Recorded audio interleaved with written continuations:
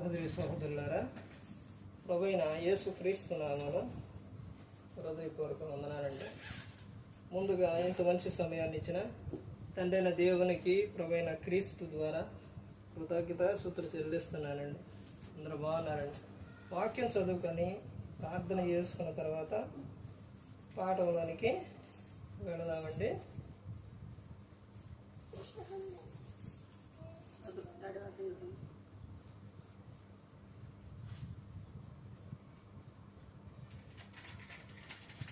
మత్తయి సువార్త 28వ అధ్యాయం 16వ వచనం. 11 మంది శిష్యులు యేసు తమకు నిర్ణయించిన గలిలయలోని కొండకు వెళ్ళిరి. వారు ఆయనను చూచి ఆయనకు మొక్కిరి గాని కొందరు సందేహించిరి. ప్రార్థన. పరలోకమందున్న మా తండ్రి, పరిశుద్ర ప్రేమ గల తండ్రి, గొప్ప తండ్రి, యెహోవా తండ్రి, అయ్యా మీ ప్రియకుమారుడు యేసుక్రీస్తు ప్రభువారి ద్వారా కృతజ్ఞత స్తుతులు చెల్లిస్తున్నాము నాయన. ఈ కూడిక అంతట్లో మీరే నడిపించండి నాయన. వాక్యం బోధించుండగా ఈ లోక సంబంధమైన జ్ఞానంతో కాకుండా మీ జ్ఞానంతో మాట్లాడే భాగ్యం దయచేస్తారని మా ప్రభువైన యేసుక్రీస్తు నామన వేడుకుంటున్నాం తండ్రి, ఆమేన్. ప్రభువైన యేసుక్రీస్తు నామలో హృదయపూర్వక వందనాలండి. దేవుని కుమారుడు యేసుక్రీస్తు ప్రభువారి లోకానికి వచ్చిన తర్వాత పరలోక రాజ్యం సమీపిస్తుంది కనుక మారు మనసు పొందవని ప్రకటింప మొదలుపెట్టారు. అంశం పాఠం పేరు ఎవరికి మొరొక్కాలో తెలుసా? ఎవరికి మొరొక్కాలో తెలుసా? ఎవరికి మొక్కాలి? ఈ సందర్భంలోని ఆదిలోని అంటే ముందుగా తండ్రి అయిన దేవుడు సృష్టిని చెయ్యక మునుపు పరలోకములోనే తండ్రి అయిన దేవుడు దూతలను చేశాడు. 3 దూతలు. ఆ 3 దూతల్లో ఒకరికేమో మికాయేలు దూత, ఒక దూత ఏమో గాబ్రియల్ దూత, ఆ తర్వాత అపవాది. ఈ 3 దూతలు. ఇప్పుడు గాబ్రియల్ దూత సమాచారం, మికాయేలు దూత యుద్ధం చేయటం, అపవాది తండ్రైన దేవుని దగ్గర అక్కడ ఉండి అవన్నీ కూడా చూసుకోవటం. ఆ సమయంలోని దేవదూతలు వచ్చి ఎవరికి మొక్కేవాళ్ళు అని అంటే తండ్రి అయిన దేవునికి మొక్కేవాళ్ళు. ఎవరికి మొక్కుతారు? దేవునికి మొక్కుతారు. తండ్రి అయిన దేవునికి అందరూ మొక్కేవాళ్ళు. ఇప్పుడు దేవుని యొద్దకు వచ్చి ఇలా వందనాలు చెప్పడం, నమస్కరించడం ఇవి చేస్తారు. ఈ పక్కనే ఉన్న దూత అపవాది ఏంటి నాకెవరు మొక్కరే అని తనలో ఏమొచ్చింది? అసూయ వచ్చింది. ఎవరికి మొక్కాలి అని అంటే దేవునికి మొక్కాలి. దెయ్యానికి మొక్కేది. దెయ్యానికి మొక్కరు, దేవునికే మొక్కుతారు. ఆ సందర్భంలో అసూయ రావటం, తర్వాత అపవాది తిరగబడడం, అక్కడి నుంచి మికాయేలు దూత యుద్ధం జరగటం, తర్వాత ఓడిపోవటం, తర్వాత అక్కడి నుంచి తండ్రి అయిన దేవుడు పరలోకం లేక నీకు చోటు లేదని అపవాదిని నెట్టేసి. ప్రతి ఒక్కరూ కూడా గమనించుకోవాలి. ఎవరికి మొక్కాలి అని అంటే దేవునికి మొక్కాలి. మత్తయి సువార్త 2వ అధ్యాయం ఒకసారి ఇక్కడే ఉంచి మరలా అక్కడికి వద్దాం. చూడండి, మత్తయి సువార్త 2వ అధ్యాయం 10-11 కలిసి ఉంటాయి. వారు ఆ నక్షత్రం చూసి అత్యానంద భరితులై ఇంటిలోనికి వచ్చి తల్లి అయిన మరియను ఆయన శిష్యులను చూసి సాగిలపడి ఆయనను పూజించి తమ పెట్టెను విప్పి బంగారమును, సాంబ్రాణిని, బోళమును కానుకలుగా ఆయనకు సమర్పించిరి. ఇక్కడ యేసుక్రీస్తు ప్రభువారు అంటే శిష్యువుగా ఉన్నప్పుడు ఆయన అక్కడకు జ్ఞానులు వచ్చారు. జ్ఞానులు వచ్చినప్పుడు ఏం తీసుకొచ్చారు? బంగారం, సాంబ్రాణి, బోళం ఇవి తీసుకొచ్చినప్పుడు అక్కడ ఎవరున్నారు? మరియమ్మ గారు, తర్వాత శిష్యువు యేసుక్రీస్తు ప్రభువారు ఉన్నారు. ఉన్నప్పుడు వీళ్ళు అక్కడ చూడండి, వారు ఆ నక్షత్రమును చూసి అత్యానంద భరితులో ఇంటిలోనికి వచ్చి తల్లి అయిన మరియను ఆ శిష్యును చూచి సాగిలపడి ఆయనను పూజించి. మరి ఇద్దరు ఉన్నారుగా, ఇద్దరినే పక్కన అమ్మ నువ్వు కూడా ఇటురా అని చెప్పి ఆయన ఆమె ఎదుట సాగిలపడ్డారా? ఆమెకు మొక్కారా? ఎవరు ఎదుట సాగిలపడ్డారు? క్రీస్తు ఎదుట. ఎవరును? ఆయనను పూజించి. ఎవరిని పూజించారు? యేసుక్రీస్తు ప్రభువును పూజించారు. ఈ వాక్యం తెలిసిన వాళ్ళు, క్రైస్తవులు అనబడిన వారు ఎందుకు ఇలా చేస్తున్నారో అర్థం అవ్వట్లేదు. పూజకు అర్హుడు ఎవరనంటే యేసుక్రీస్తు ప్రభువు. ఎక్కడ చూసినా కానీ ఈ రోజున ప్రార్థన మరియమ్మ గారికి, లేకపోతే పూజించడం అనేది, లేకపోతే ఆ ఊరేగించడం అనేది, ఇవన్నీ కూడా ఏంటి ఒకసారి ఆలోచించండి. ఎవరిని విమర్శించట్లేదు. బైబిల్ గ్రంథంలో ఏముందో అది తెలుసుకోవాలి, ఆ వాక్యానుసారంగా చేయాలి. పూజకు అర్హుడు ఎవరనంటే యేసుక్రీస్తు ప్రభువారు. మరియమ్మ గారు, యేసుక్రీస్తు ప్రభువారు అక్కడే ఉన్నారు. కానీ ఎవరిని పూజించారు? ఆయనను పూజించి. ఎవరిని? యేసుక్రీస్తు ప్రభువారిని. ఆయన దేవుడు, సర్వాధికారం ఉన్న ఆయన. పాపాలు క్షమించే అధికారం ఎవరికి ఉంది? యేసుక్రీస్తు ప్రభువారికి ఉంది. మరియమ్మ గారికి ఉందా? మరియమ్మ గారు ఆమెకి దయాప్రాప్తురాలు, లేదా మంచి ప్రవర్తన కలిగిన యేసుక్రీస్తు ప్రభువారి తల్లి. ఈ విషయాలు ఇవన్నీ కరెక్టే, కానీ పూజించే విషయాల్లో, మొక్కే విషయాల్లో అది ఎవరికనంటే యేసుక్రీస్తు ప్రభువారికే. ఎవరికి పడితే వాళ్ళకి కాదండి. బైబిల్ గ్రంథంలో చూడండి, ఎవరికి మొక్కేనని ఉంటుంది. ఇప్పుడు ఆమె తల్లి, తండ్రి, తర్వాత శిష్యులు, అపోస్తలులు, పౌలు గారు, ఇంకా వీళ్ళందరూ ఎంతో మంది ఉన్నా కానీ బైబిల్ గ్రంథంలో చూడండి, ఎవరికి మొక్కారు? ఎవరిని పూజించారు? యేసుక్రీస్తు ప్రభువారు. ఈ రోజున నువ్వు చేసే ప్రతి ఒక్కటి కూడా ఆ రోజున శిష్యులు కానీ అపోస్తలులు కానీ ఎవరైనా చేశారా? ఇప్పుడు మరియమ్మ గారి విషయానికి వచ్చేసరికి, ఇప్పుడు యేసుక్రీస్తు ప్రభువారు ఇద్దరు ఉన్నప్పుడంటే ఆయన పూజించారు. ఇప్పుడు యేసుక్రీస్తు ప్రభువారు శిలువలో మరణించి పునరుద్ధానుడయ్యి తండ్రి యొద్దకు వెళ్ళారు. మరి తర్వాత మరియమ్మ గారిని పూజించారా?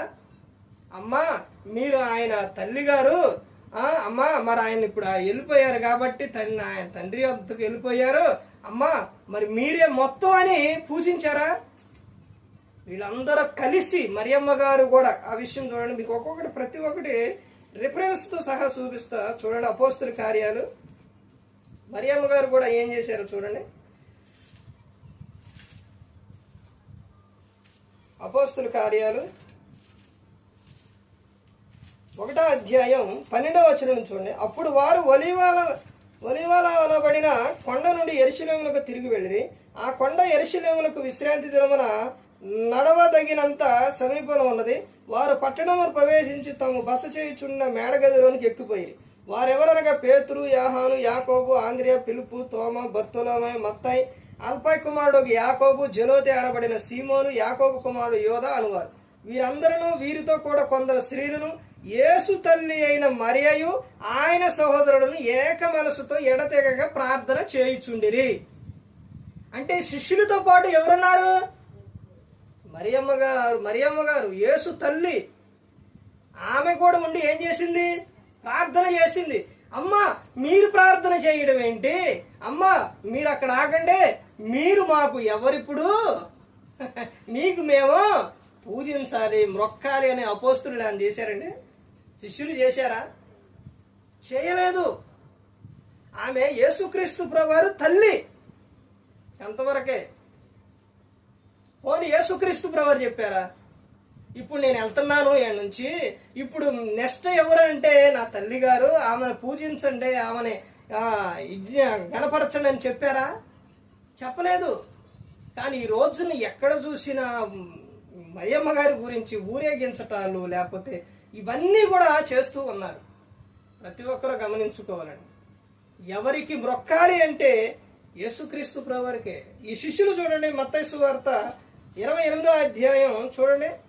మత్తయి సువార్త 28వ అధ్యాయం 16వ వచనం నుంచి 11 మంది శిష్యులు యేసు తమకు నిర్ణయించిన గలిలయను కొండకు వెళ్ళిరి.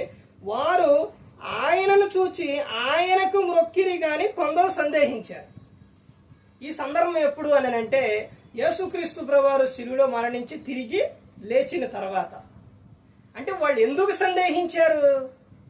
ఏరా చనిపోయింది కదా, ఎలా లేచారు, వచ్చారా అని సందేహించారు.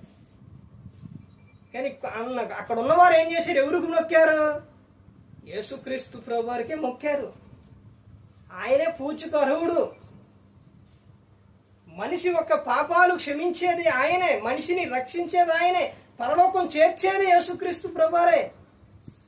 అందరి కోసం ప్రాణం పెట్టింది ఆయనే. ప్రతి ఒక్కరు గమనించుకోరండి. ఈ లోకంలో పూజ్యకు అర్హుడు ఎవరనంటే యేసుక్రీస్తు ప్రభువారే. ఎవరికి మొక్కాలి అని అంటే యేసుక్రీస్తు ప్రభువారికి మొక్కాలండి. ఆయనే దేవుడు, సర్వాధికారం ఉన్న ఆయన, సర్వశక్తిమంతుడు ఆయన యేసుక్రీస్తు ప్రభువారు. ఆయనకే మొక్కాలి కానీ ఎవరికి పడితే వాళ్ళకే కాదండి. నువ్వు ఎక్కువ గణపరచవలసిందే, ఆయన్నే పూజించాల్సిందే, ఆయన్నే మొక్కాల్సిందే. ఆయనకి మొదటి స్థానం ఆయనకే. అన్నీ కూడా ఎవరికనంటే యేసుక్రీస్తు ప్రభువారికి. తండ్రి అయిన దేవుడు కుమారునికి సర్వాధికారం ఇచ్చిండు. ఫిలిప్పీలకు 2వ అధ్యాయం చూడండి, ఇంకా చూపిస్తూ చూడండి. ఫిలిప్పీలకు అపోస్తలుడైన పౌలు గారు ఫిలిప్పీలు రాసిన పత్రిక 2వ అధ్యాయం 9-10 కలిసి ఉంటే చూడండి.